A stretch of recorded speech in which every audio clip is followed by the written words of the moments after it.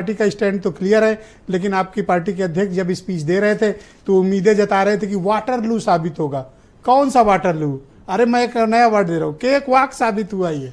Waterloo तो छोड़ दीजिए, it's cake walk for Bharatiya Janata party. अभी देखिएगा हंसते हंसते पास करा देंगे। देखिए विजय जी, जो ये वक्फ अमेंडमेंट बिल जो है आज पेश हुआ है, हम समझते हैं ये अमन शांति बिगाड़ने वाला है, ये माहौल बिगाड़ने वाला है, ये झगड़ा कराने वाला है और ये ओवरलैपिंग ऑन कॉन्स्टिट्यूशन है। जब आपने जेपीसी का गठन किया था, जेपीसी की बात कर रहे हैं, अभी मनीष शुक्ला जी भी जेपीसी की बात कर रहे थे कि विपक्ष की, अरे भाई विपक्ष के जो पॉइंट्स रेज किए थे, जो आपत्तियां रेज की थी, उन पॉइंट्स को तो आपने टेकअप ही नहीं किया। जिस चीज को आपको इम्प्लीमेंट करना था जेपीसी की उसमें, उन्हीं पॉइंट्स को आपने टेकअप करके आज आपने पेश कर दिया। 2009 में जब भारतीय जनता पार्टी का ब्रजेश जी, जब इनका मैनिफेस्टो आया था तो उन्होंने कहा था कि वक्फ की जो संपत्तियां वो सब अवैध हैं, इसको सब डिजिटाइज करनी चाहिए, ऑनलाइन करनी चाहिए। ठीक है, कांग्रेस पार्टी का उस टाइम सरकार थी, कांग्रेस पार्टी 2011 की सिफारिश को मानते हुए 2013 में इन्होंने अमेंडमेंट बिल के साथ उसको पेश किया, जिसको मुस्लिम समुदाय के लोगों ने भी उसका स्वागत किया। इवन इनके शाहनवाज हुसैन साहब ने उसका स्वागत किया था। और तो और जब 2019 में इनके तत्कालीन मंत्री थे मुख्तार अब्बास नकवी साहब, उन्होंने सदन के पटल पे इसको कहा कि हाँ, पूरे वक्त की जितनी भी जमीनें सब डिजिटाइज हो गई हैं। और 2020 में उन्होंने माननीय सर्वोच्च न्यायालय में हलफनामा दिया कि सब जमीनें जो हैं वो वक्त की सब डिजिटाइज हो गई हैं। तो जब सब डिजिटाइज हो गई तो फिर ये संपत्ति का ब्यौरा किससे मांग रहे हैं? ये संपत्ति का ब्यौरा कौन देगा इनको? तो ये देखिए 10 साल से इनकी सरकार थी, आज 11 साल हो गया इनकी सरकार की, ये तीसरा टेन्योर है इनका, तब इनको याद नहीं आया। तो फुल मैंडेट में थे, पूरी मेजॉरिटी। मुसलमानों की ये बेहतरी चाहते हैं, कह रहे हैं मुसलमानों का कल्याण होगा। और मनीष जी अभी बता रहे थे कि वक्फ होता क्या है।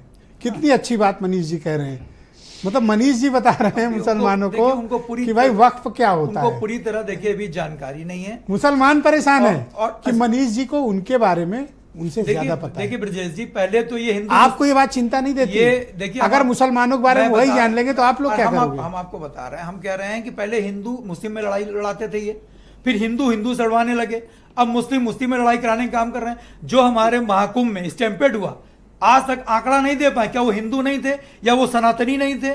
उनके परिवार को उन्होंने क्या किया? और आज मुस्लिम ये ना मुस्लिम के रहेंगे ना हिंदू के रहेंगे। जो आदमी सब नाव पे बैठता है ना, वो कहीं का नहीं रह जाता है। और एक चीज, अगर मुसलमानों के खिलाफ कुछ हो रहा होता तो जयंत तो बोलते कम से कम।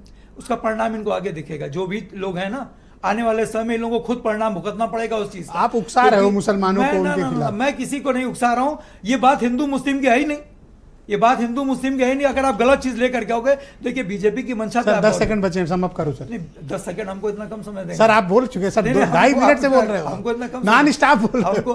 और आप प्लीज कंटिन्यू। और ब्रजेश जी आपको बता दें, भारतीय जनता पार्टी को संपत्तियों से, प्रॉपर्टी से बड़ा प्यार। इस तरह तो कोई लोकसभा अध्यक्ष से नहीं लड़ता जैसे आप लोग हमसे लड़ते हो। और मैं किसका टाइम काटूंगा? आपसे हक से लड़ते हैं हम लोग, आपके ऊपर हम लोग का हक है, क्योंकि आप एक आईना है।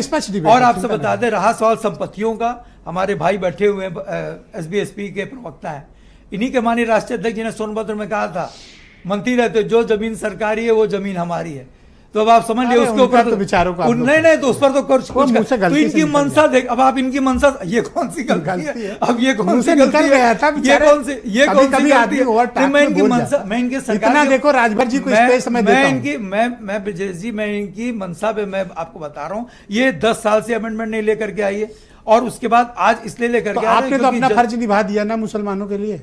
नहीं, हम तो सड़क करके, हम ब्रजेश जी सड़क से लेकर के सदन तक लड़ेंगे, उसका हम माननीय न्यायालय का दरबार, बहुत शुक्रिया सर। मैं और उसका जनता के दरबार में जाएंगे।